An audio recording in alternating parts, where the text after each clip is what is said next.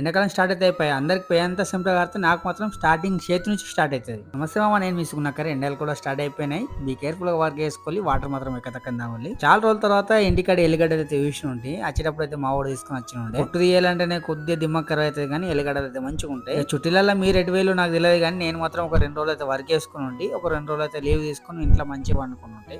So first రోజు duty చేసిన దానికైతే మాకైతే ఫస్ట్ బిర్యానీ అయితే వచ్చినుండే. ఆనే డ్యూటీలు తిని ఇక ఒక రోజు అయితే మంచిగా రెస్ట్ చేసుకొని ఇక నెక్స్ట్ డే రూమ్ మొత్తం కొద్దిగా క్లీన్ చేద్దామని అనుకున్నా. నెక్స్ట్ అయితే కబోర్డ్ అయితే క్లీన్ చేద్దామని కబోర్డ్ అయితే బట్టలన్నీ తీసేసిన ఉంటే చాలా రోజులు అవుతుంది చుట్టూ దొరకక. సో చుట్టూ దొరికినప్పుడన్నా ఆఖరి కబోర్డ్ మొత్తం క్లీన్ చేసుకుంటే మంచిగా ఉంటుందని కబోర్డ్ పని అయితే పెట్టుకుని ఉంటే ఇడుచుకుంటే పెట్టడం ఉన్నది కానీ ఏ ఒక్క రోజు కూడా క్లీన్ అయితే దొరకలేదు. ఆధారం అన్న క్లీన్ చేద్దామంటే ఆధారం కూడా నేను డ్యూటీకి పోతున్నా.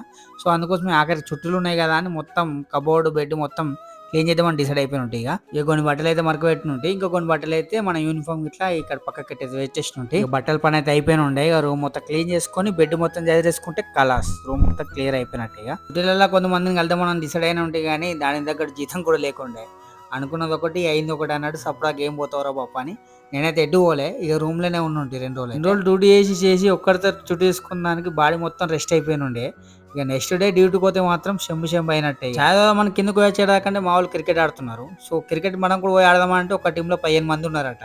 ఒక్కడికి బ్యాటింగ్ దొరుకుతలేదు, ఒక్కడికి బౌలింగ్ దొరుకుతలేదు. ఏం ఆడుతానో సపడా నేనైతే